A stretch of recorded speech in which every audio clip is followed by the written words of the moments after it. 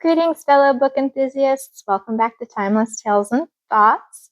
Today is an exciting day for me as I just finished book 4 in my 2026 reading challenge. I am well on my way. This book is 731 pages and took me just a little over 2 months to finish. From my earlier videos, you probably already know how much of a nerd I am when it comes to history. Love my history books, love the historical fiction, love the biographies. This story that I just finished reading is a biography, and it is the biography of Alexander Hamilton, written by Ron Chernow.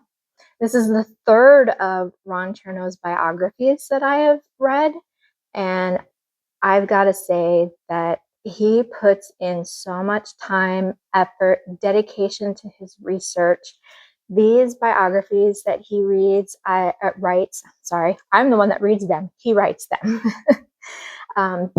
These biographies that he writes are incredible. They are in depth. He really does his due diligence and his research. The other two books that I've read, the biographies of George Washington and Ulysses S. Grant, both enormous books. They could double as a door stopper if you wanted to. They are that big. The one, Ulysses S. Grant, I think took me 2 years to finish reading, but that was a different time of my life when I didn't have a lot of time set aside for reading books. And yeah, that was just a whole different time of my life. But Alexander Hamilton, oh my goodness, someone that is a major key player in the world of our founding fathers, who doesn't always get the credit that he deserved. As you can see from the front cover here, this particular biography is the one that inspired Lin-Manuel Miranda to write the hit Broadway musical Hamilton. Love the musical. I love the music, singing it all the time, the upbeat, the way they tell the story. It's a fantastic musical, probably one of my top 5 favorite musicals of all time up to this point. Who knows, maybe one in the future will come up and change my mind. But right now, definitely in my top 5 of Broadway musicals. It's a great version of the story. In my opinion, I say that the Broadway musical is a great summary of everything that happened in this biography, sprinkled with creative liberties. Not everything that happened in the Broadway play is actually what happened or the way it happened in the biography. So, knowing that I love the musical, is the book better? Absolutely. The book is always better. Doesn't matter if it's a movie version, a stage production, the book is always better. And I always believe the book is better because you have more opportunity for more details in the books. Movies, musicals, you're running on a time frame. You have to have it in this number of minutes. It can't go over that many hours. And the book can just go on for days and days and days, or 731 pages of incredible reading material. I love the way Ron Chernow sets up his books. This one was set up a little bit differently. The George Washington one and the Ulysses S. Grant one were split up into different sections. So early life,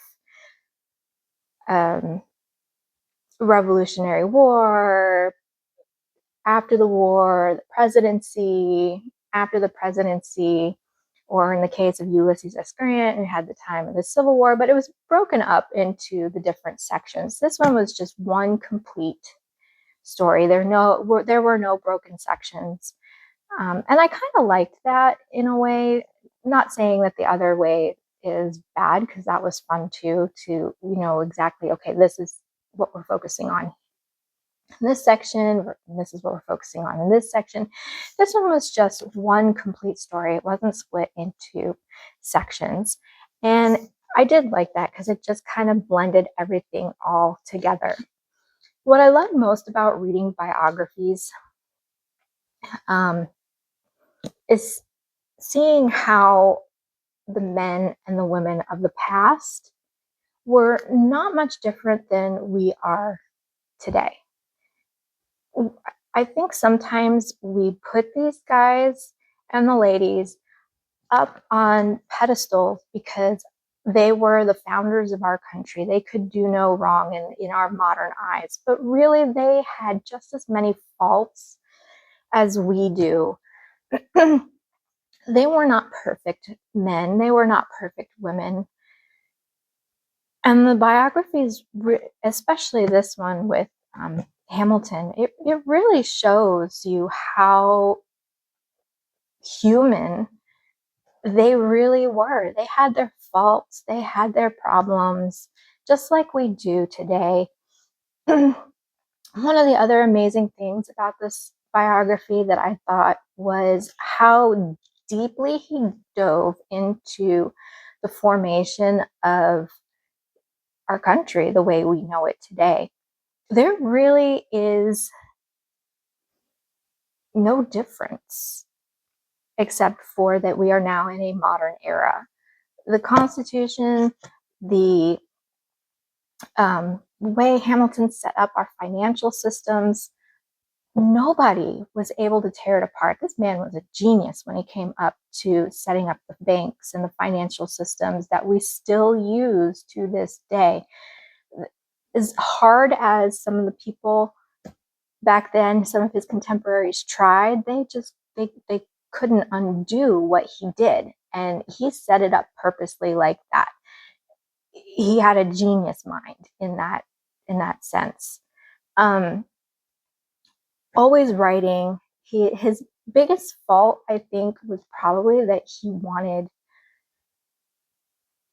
he was always worried what people thought about him. And if somebody said something bad, he was immediately going to refute it and be like, no, this is how it is. But he didn't shy away from saying mean things about other people either. He just, the constant back and forth. We know from other accounts that Hamilton and Jefferson did not get along. They did not see eye to eye at all through the majority of their political career together. And what amazed me in this story is actually how deep that dislike went. Like, I would almost call it hatred. They hated each other so much. They bickered all the time. I could almost see George Washington rolling his eyes as his Secretary of State and his Secretary of Treasury were constantly getting into arguments over something.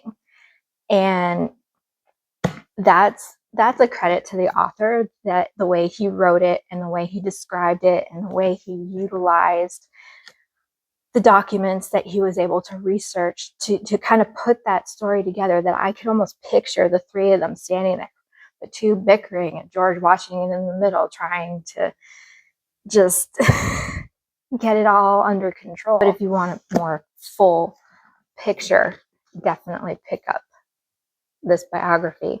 And of course, in the end, his disagreements with Aaron Burr, and that kind of was an interesting read. We always kind of see Aaron Burr as the villain of the story because he did this horrible thing. It clearly shows in this biography, based on, of course, all the research, that Hamilton never actually intended to duel Aaron Burr. From the moment the duel was set, he was like, I'm not going to. I mean, I'm going to go, but I'm not going to do anything. I am going to throw away my shot, which is kind of funny because one of the main songs in the Broadway show is that he's not going to throw away his shot. But it was his plan all along to throw away his shot and not actually duel Aaron Burr. So Aaron Burr is painted as the villain, but he was more so the villain before that fateful day. Aaron Burr, according to the biography and the research that was done by Ron Chernow, he wasn't a very nice guy. Like, he would set up businesses under the pretense of one thing and then turn around and do something completely different.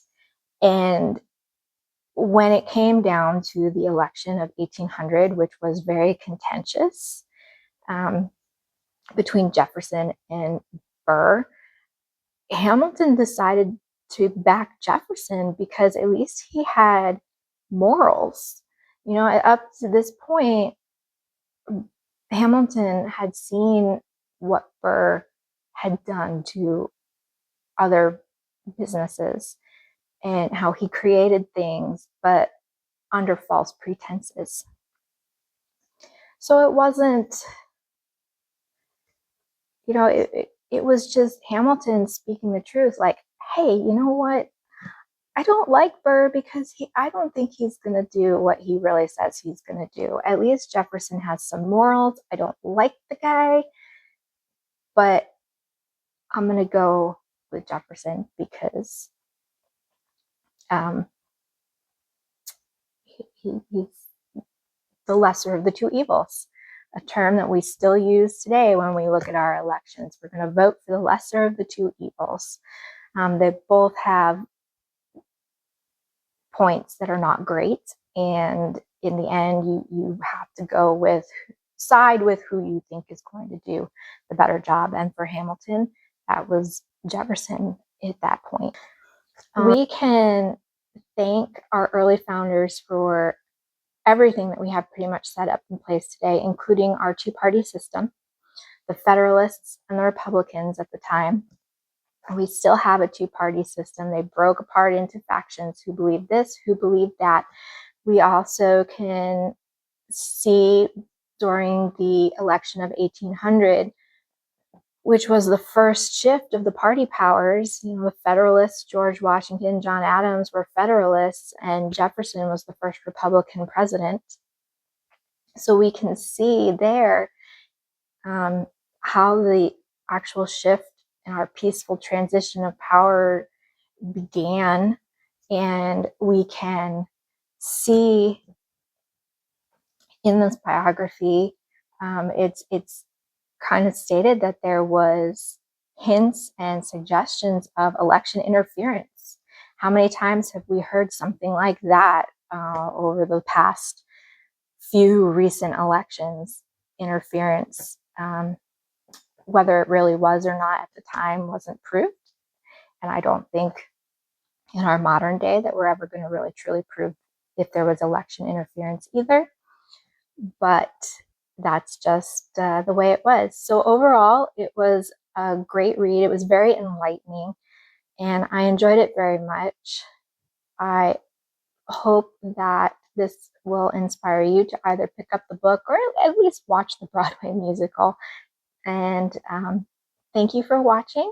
Please like and subscribe, and happy reading.